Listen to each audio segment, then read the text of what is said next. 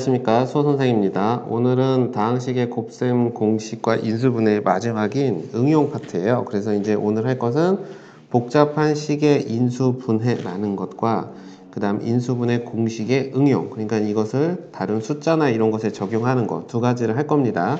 자, 이제 본 수업을 하기 위해서는 지난 시간에 우리가 했던 기본적인 인수분해가 잘 돼야 된다는 전제 하에 이제 할 건데, 이제 복잡한 식의 인수분해 유형은 크게 딱 두 가지 정도로 정리해 볼 수가 있어요. 첫 번째는 이제 공통 부분이 있을 때와 두 번째는 이제 공통 부분이 없을 때인데, 이제 일단 이렇게 정리를 해볼게. 자, 기본적으로 이제 이렇게 써볼게요. 첫 번째 예를 그냥 들어서 설명을 해볼게. 첫 번째 예는 이렇게 생긴 거야. 예를 들어 a 플러스 1의 제곱 더하기 2배의 a 플러스 1 더하기 1, 이것을 인수분해하는 겁니다. 자, 일반적으로 이제 식을 전개를 해서 직접 인수분해를 하셔도 됩니다. 직접 인수분해를 하셔도 돼요.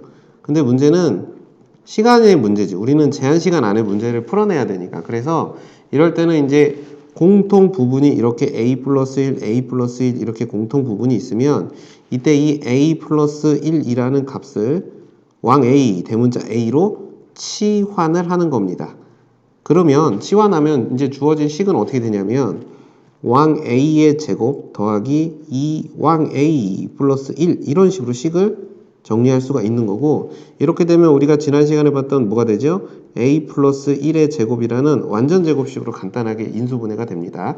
자, 그래서 이제 치환된 a를 다시 제자리로 돌려놓으면 이때 이 값을 a 플러스 1 더하기 1의 제곱, 그러니까 이 값은 a 플러스 2의 제곱, 이런 형태의 완전 제곱식으로 인수분해 된다. 이게 우리가 식을 계산할 때 가장 많이 등장할 거예요. 식이 좀 복잡해지더라도 공통 부분이 있으면 간단하게 정리할 수 있다라는 거야. 자, 그러면 이제 이런 형태에서 몇 가지 유형이 있는데, 이제 이렇게 볼게요. 그러면 이제 두 번째 유형은 뭐냐면, 항이 지금 몇 개지? 이렇게 보면 하나, 둘, 세 개 이렇게 생각해 볼 수 있잖아. 근데 이제는 두 번째는 항이 4개인 경우. 그럼 이 4개인 경우는 한꺼번에 인수분해 하기가 어렵겠지. 그래서 이 항이 4개인 경우는 일반적으로 어떻게 하겠어? 항이 4개야. 하나, 둘, 셋, 넷, 이렇게 4개가 있어. 그러면 두 개씩 묶어서 어떤 규칙성을 찾던가, 아니면 또는 3개, 1개 이렇게 해서 어떤 관계를 찾는 형태인데, 예를 들면서 선생님 보여줄게요. 자, 첫 번째 얘가 이렇게 생긴 거야. xy 플러스 x 플러스 y 플러스 1, 이렇게 항이 4개인 경우. 자, 항이 4개이면 항 4개를 한꺼번에 보면 너무 어렵죠. 그러니까 두 개씩 봐보고, 또 3개씩, 1개씩, 3개, 1개 이렇게 볼 건데 규칙성이 있어야 돼. 그러니까 여기서 규칙성이라는 것은 인수분해는 공통 부분이 있어야만 식을 묶어낼 수 있으니까, 예를 들면 xy와 x, y와 1 이렇게 묶으면, 자, 이렇게 두 개씩 보겠다라는 거야. x 플러스 y 더하기 x와 y 플러스 1 이렇게 두 개를 보면 이 항에서 x와 x가 공통이니까 x에 y 플러스 1 더하기 1 곱하기 y 플러스 1 이렇게 볼게요. 이렇게 묶을 수 있잖아. 그럼 이때 y 플러스 1, y 플러스 1이 공통 부분이 발생하니까 다시 얘를 y 플러스 1로 묶게 되면 이 부분은 x가 남을 거고 이 부분은 1이 남아서 이렇게 인수분해 할 수 있습니다. 자, 특히 이제 인수분해가 익숙치 않은 친구들은 이 부분이 상당히 어려우니까 y 플러스 1을 빼냈다고 생각하면 남는 것들을 여기다가 x가 1이 이렇게 쓰시면 되는 겁니다. 자, 근데 선생님은 앞에 두 개를 이렇게 묶었는데, 자, 이렇게 두 개 이렇게 묶어 볼게요. 이렇게 두 개 이렇게 해볼게요. 그러면 식을 이렇게 보겠다는 거야. xy 플러스 y 더하기 x 플러스 1 이렇게 보겠다라는 겁니다. 자, 그러면 이때 이 항도 뭐가 공통이야? y가 공통이니까 y로 묶으면 x 플러스 1이 될 것이고, 여기엔 또 1 곱하기 x 플러스 1 이렇게 쓰면 똑같죠. x 플러스 1이 공통이니까 주어진 식은 x 플러스 1, 그리고 남는 거 뭐 있어? y하고 1이 있죠? 그래서 y 더하기 1 이런 식으로 식을 정리할 수 있어요. 그러니까 이 풀이법이든 이 풀이법이든 편한 걸 하시면 돼요. 근데 결론은 당연히 같아야 되는 겁니다.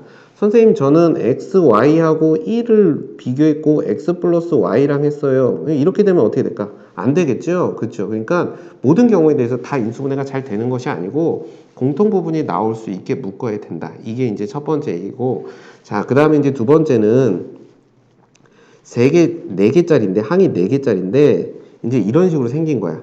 x의 제곱 플러스 2xy 플러스 y의 제곱 마이너스 9 이렇게.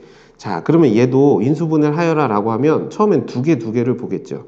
근데 두 개를 보면 공통 부분은 있지만 인수분해가 될 것 같지 않지. 그럼 이럴 때 이렇게 3개, 1개 이렇게 보는 거야. 그럼 3개를 볼 때, 자, 어디서 많이 보던 거지. x 플러스 y의 제곱인 완전 제곱식이고 얘는 9는 3의 제곱 이렇게 쓸 거예요. 그럼 이때 자 이거를 한 덩어리로 보면 a의 제곱 마이너스 b의 제곱 이렇게 되잖아. 그치? 자 그럼 선생님 그대로 써볼게.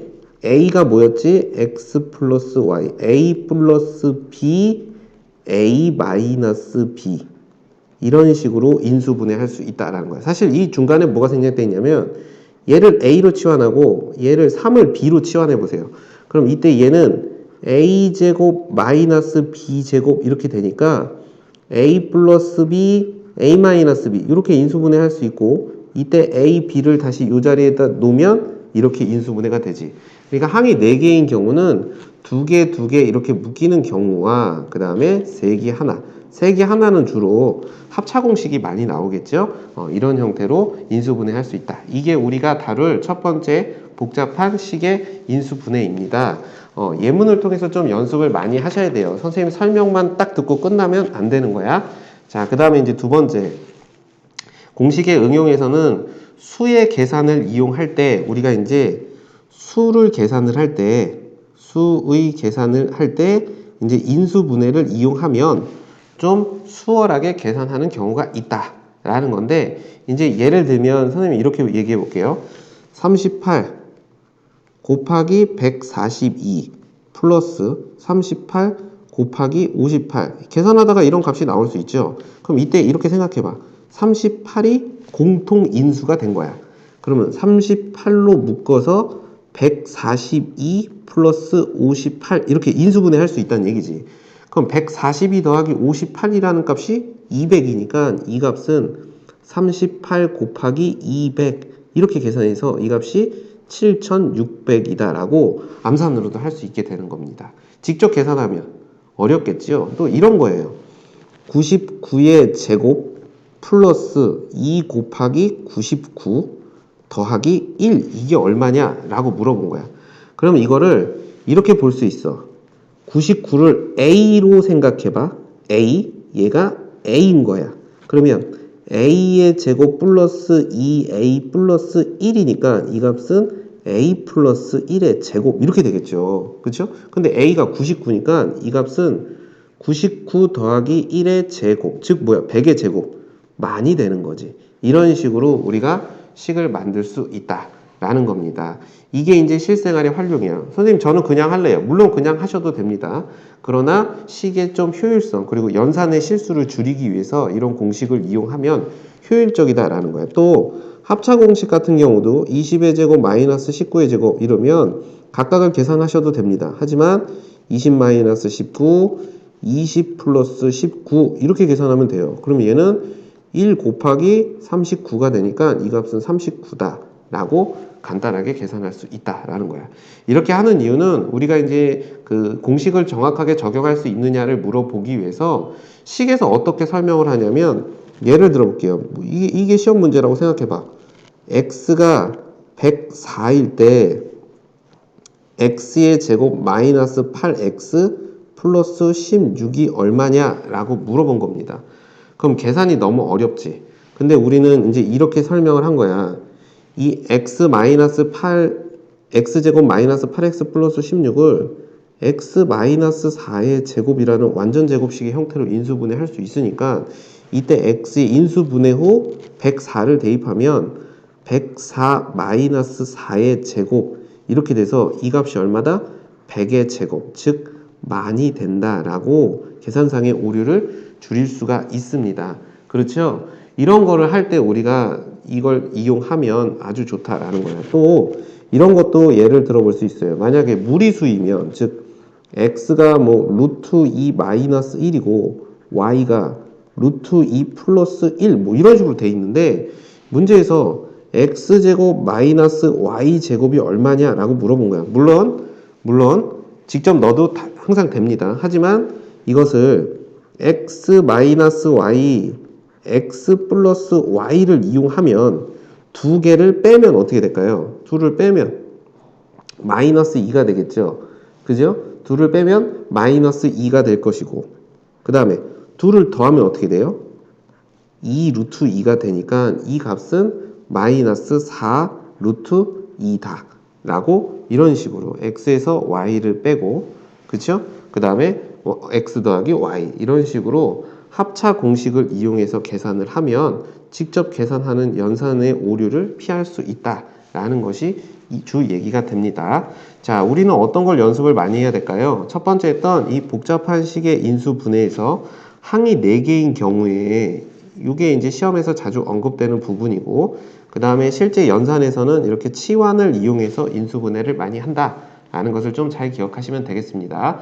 연습이 많이 필요한 부분이에요. 그러니까 연습 많이 하시고 다음 단원 2차 방정식에서 뵙겠습니다. 고생하셨습니다.